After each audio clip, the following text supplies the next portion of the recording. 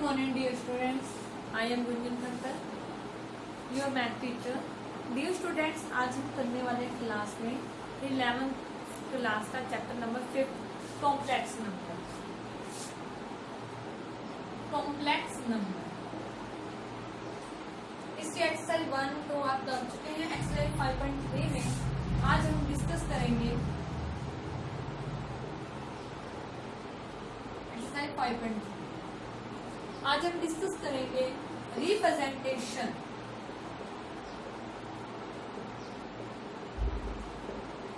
Of complex number. ठीक है, इसके बेसिक इंट्रोडक्शन से हम क्लास स्टार्ट करेंगे। Let's see representation of complex number. First form होती है ज्योमेट्रिकल फॉर्म, सेकेंड है आपकी वेक्टर फॉर्म और थर्ड है आपकी पोलर फॉर्म। हम ज्योमेट्रिकल फॉर्म करेंगे और पोलर फॉर्म। ज्योमेट्रिकल फॉर्म और पोलर फॉर्म आपके सिलेबस में है, वेक्टर फॉर्म आपके सिलेबस में नहीं है, तो हम इसके बारे में डिस्कस नहीं करेंगे। ज्योमेट्रिकल फॉर्म की क्या होती है? आपने कोऑर्डिनेट्स को रिप्रेजेंट करना सीखा। आपने सीखा, अगर मैंने आपको कहा कि 2 को रिप्रेजेंट करो नंबर लाइन पे, तो आपने इजिली रिप्रेजेंट कर दिया 1 2 रिप्रेजेंटेशन होगी आपकी, इजिली मेथड से हो गया। जब आपने कोऑर्डिनेट्स को रिप्रेजेंट करना था, ये तो लीनियर प्लेन हो गया, 2 डायमेंशन सिस्टम में 2 3 रिप्रेजेंट करना हो, ऑर्डर पेयर में 2 3, एक एक्स एक्सिस ली, एक वाई एक्सिस ली, यहाँ पे लिखा 0 1 2 3 1 2 रिप्रेजेंटेशन होनी, यहाँ पे आ गया पॉइंट 2 डायमेंशन सिस्टम है, आपने इजीली रिप्रेजेंट कर लिया। अब हम बात कर रहे हैं कॉम्प्लेक्स फॉर्म में। कॉम्प्लेक्स प्लेन में कैसे रिप्रेजेंटेशन? कार्टेशियन प्लेन में हमने 9th 10th में भी कार्टेशियन प्लेन में सीखा, कोऑर्डिनेट को रिप्रेजेंट करना सीखा। अब बात आती है ज्योमेट्रिकल फॉर्म में कैसे रिप्रेजेंटेशन होती है कॉम्प्लेक्स नंबर। कॉम्प्लेक्स नंबर के सब मैंने आपको कहा थी रिप्रेजेंट करो 2 + √3। अब इस फॉर्म में कैसे रिप्रेजेंट करोगे? बहुत इजी है, कोई घबराने वाली बात है, बिल्कुल इजी है। आइए देखते हैं। कॉम्प्लेक्स फॉर्म में रिप्रेजेंट करना हो जब हमें कोऑर्डिनेट्स को, तो हम रिप्रेजेंट करेंगे किस मेथड से?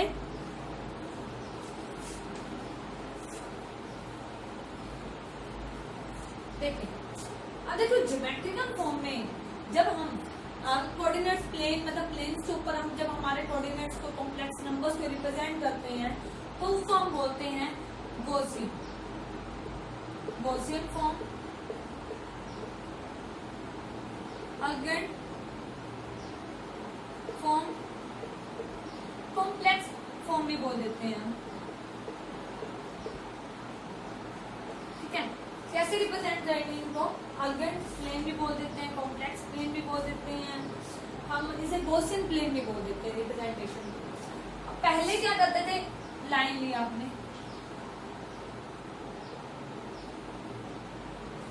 क्या सेम उसी मेथड से करना है। यहाँ आप लिखते थे एक्स एक्सिस, यहाँ लिखते थे वाई एक्सिस। अब आप लिखेंगे एक्स एक्सिस की जगह लिखेंगे रियल, यहाँ इमेजिनरी, मतलब यहाँ पे आपका इमेजिनरी पार्ट आएगा और यहाँ पे आपका आएगा रियल पार्ट। ठीक है, जेट मैंने रिप्रेजेंटेशन कर लिया। फिर आपका कॉम्प्लेक्स नंबर, कॉम्प्लेक्स है, मैंने ए और बी ले लिया उसके, तो आप रिप्रेजेंट करते हैं real part plus imaginary part. अगर आप जैसे मैंने अभी कहा था 2 -2 + √3 को रिप्रेजेंट कर, मतलब रियल पार्ट की वैल्यू -2 है, इमेजिनरी पार्ट की वैल्यू 3 है। तो कैसे देखो, इस साइड आपके क्या आते हैं? नेगेटिव कंपोनेंट, ठीक है, और इस साइड आपके आते हैं पॉजिटिव।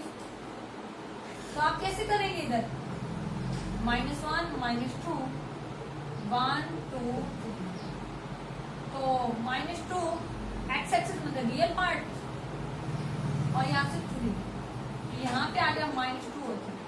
बिल्कुल सेम रिप्रेजेंटेशन है आपकी अरेंट प्लेन में। कार्टेशियन प्लेन के जैसा ही अरेंट प्लेन, कोई अलग नहीं है। कॉम्प्लेक्स प्लेन करें या अरेंट प्लेन करें या गॉसियन प्लेन करें, कुछ डिफरेंट नहीं है, बिल्कुल डिटो सेम। बस यहाँ से हमने इसके रियल और इमेजिनरी पार्ट्स उठाने हैं और यहाँ पे रिप्रेजेंट करने हैं। इस फॉर्म को हम बोलते हैं ज्योमेट्रिकल प्लेन। ठीक है, अब ज्योमेट्रिकल फॉर्म में अब इसको रिप्रेजेंटेशन और देखते हैं इसकी डीपली में। इसे कोऑर्डिनेट को रिप्रेजेंट करना बहुत इजी है। जैसे हमारा Z is the complex number a plus alpha b, मैंने ये ले लिया पॉइंट, यहाँ ले लिया ओरिजिन 1, यहाँ का रियल पार्ट ले लिया जेड का, ये इमेजिनरी पार्ट। रियल पार्ट मतलब आर ई लिखने का मतलब क्या है कि आर ई का मतलब है real part of Z function. तो ये जेड फंक्शन है, इसका रियल पार्ट क्या है A. Imaginary part of Z, Z का इमेजिनरी पार्ट कौन है बी।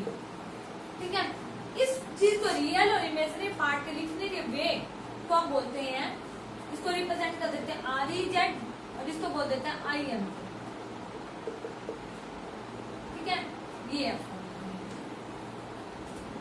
अब देखिए मैंने यहाँ पर मान लिया पॉइंट पी, ए और बी कोऑर्डिनेट को मैंने रिप्रेजेंट कर दिया कॉम्प्लेक्स फॉर्म। मतलब मैंने मान लिया यहाँ तक आपकी जो डिस्टेंस है वो ए थी और यहाँ तक की डिस्टेंस बी। ठीक है, यहाँ से इसकी यहाँ तक की डिस्टेंस मिला ली, इसको मैंने मान लिया आर। यहाँ से ये ले लिया M, O M P triangle बन। तो by Pythagoras theorem Pythagoras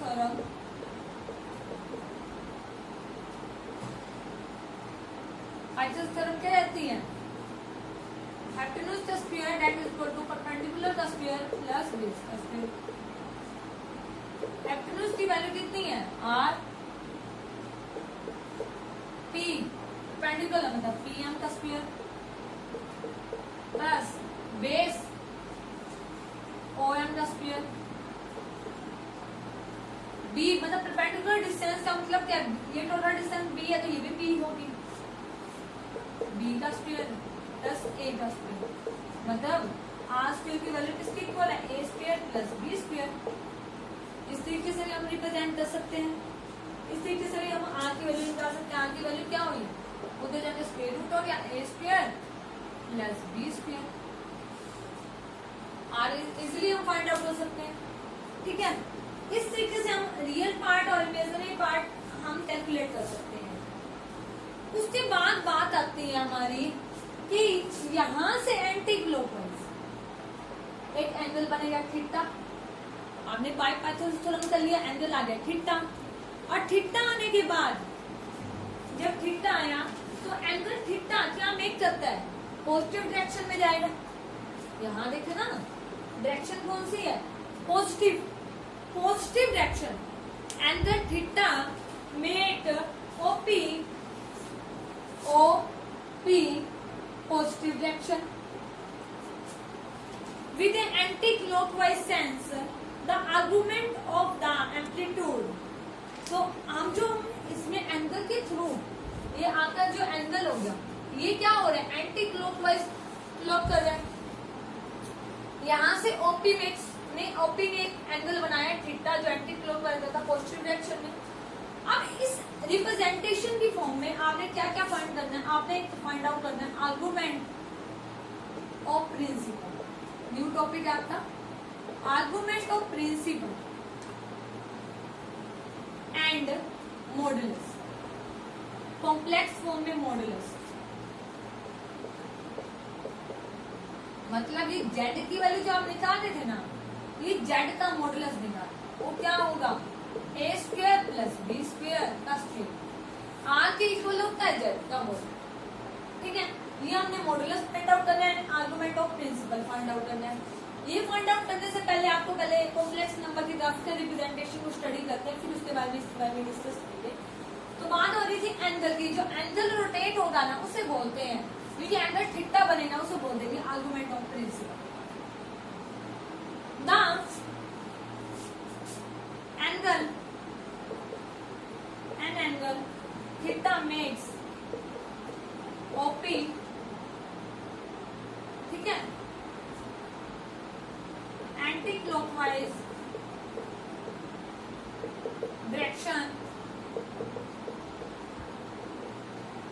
in the sense of positive direction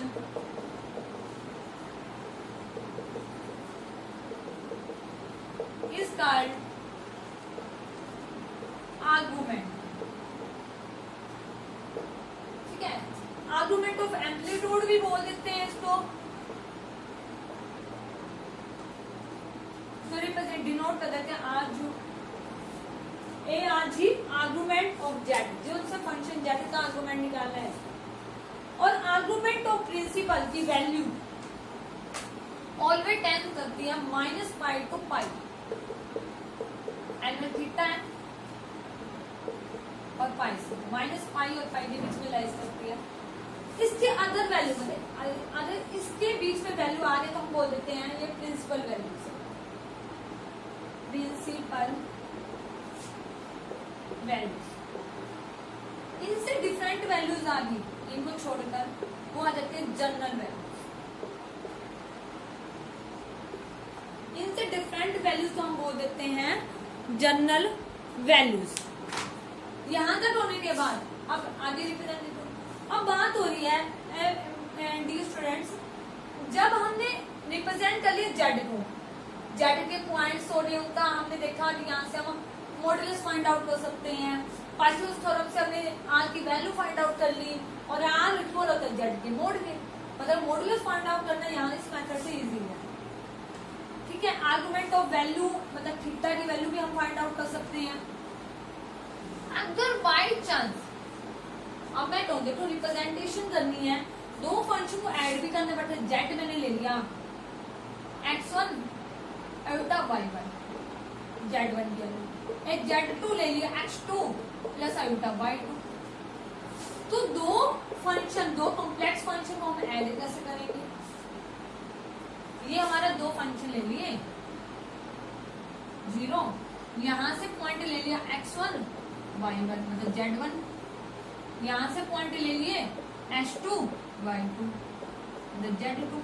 इनकी एडिशन एक पॉइंट क्यों ले लिया जहां पर z1 प्लस z2 एडिशन हो रहा है, ठीक है। तो इसको फाइंड आउट कैसे की? तो ग्राफिकल फॉर्म में अगर रिप्रेजेंटेशन कर लिया कैसे करेंगे? x1 plus h2 x1 plus अल्टा y1 प्लस h2 प्लस अल्टा y2। रियल पार्ट रियल में ऐड किए x1 प्लस में h2 प्लस अल्टा y1 प्लस में y2, ठीक है। और इस फॉर्म के एडिशन को बोल दिया हमने z1 प्लस z2 मतलब दो कॉम्प्लेक्स फंक्शन के एडिशन। ऐसे ही हम जैसे दो कॉम्प्लेक्स फंक्शन को ऐड कर सकते हैं वैसे दो कॉम्प्लेक्स फंक्शन को हम सब्ट्रैक्ट भी कर सकते हैं। जैसे हमने निकाला z1 minus z2, x1 plus अल्टा y1 माइनस h2 प्लस अल्टा y2, x1 प्लस अल्टा y1 सब्ट्रैक्ट किया h2, यहाँ से सब्ट्रैक्ट किया अल्टा y2, ठीक है। रियल पार्ट में से रियल पार्ट माइनस कर दिया, अल्टा y1 माइनस अल्टा y2, x1 माइनस h2 अल्टा कॉमन ले लिया y1 माइनस अल्टा। इस तरह के हम एडिशन कर सकते हैं, z1 डॉट z2 कर सकते हैं, मल्टीप्लिकेशन कर सकते हैं, z1 बाई z2 डिवाइड कर सकते हैं। बहुत इजी मेथड से हम कर सकते हैं इस तरीके से। जनरल फंक्शन है, जनरल में आपका एग्जांपल में करेंगे और इजीली क्लियर हो जाएगा ये चीज, ठीक है। अब एक बात याद रखना,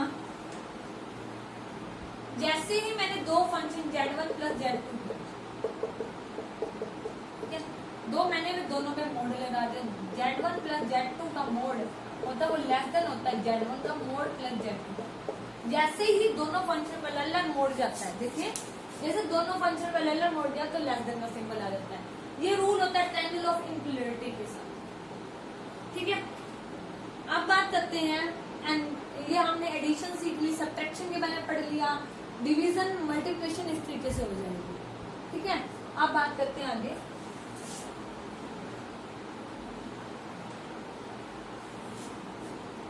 देखो अब एंगल की बात करते हैं हम। जब एंगल आर्गुमेंट ऑफ प्रिंसिपल निकालना हो, ये O हो गया, ये M, ये ठीक है। अब देखो आर्गुमेंट ऑफ प्रिंसिपल में थीटा की वैल्यू, जो टेंजेंट थीटा है वो इक्वल किसके होता है, बेस बाय परपेंडिकुलर। ठीक है, अब बेस की वैल्यू कितनी है, OM बाय में परपेंडिकुलर, टेंजेंट सॉरी मोड की वैल्यू होगी परपेंडिकुलर बाय में बेस, वो क्या होता है PM बाय में OM। ठीक है, अब PM की वैल्यू कितनी है, ये A थी, ये B ले ली, XY ले सकते हो, एनी जनरल अब रिप्रेजेंटेशन हो गई है, तो परपेंडिकुलर B बाय में A, टेंजेंट थीटा, थीटा यहाँ का था तो हमें थीटा चाहिए, आर्गुमेंट ऑफ प्रिंसिपल चाहिए, वहां डायरेक्ट इनवर्स होगा, tangent inverse B by A। ठीक है, ये इस तरह से आप हमेशा याद रखना, जब आर्गुमेंट ऑफ प्रिंसिपल की बात करेंगे उसकी रेंज हमेशा -π to π के बीच में। ठीक है, थीटा की वैल्यू π - π से लेस देन और π यहाँ हो गया। आगे रूल पढ़ते हैं हम।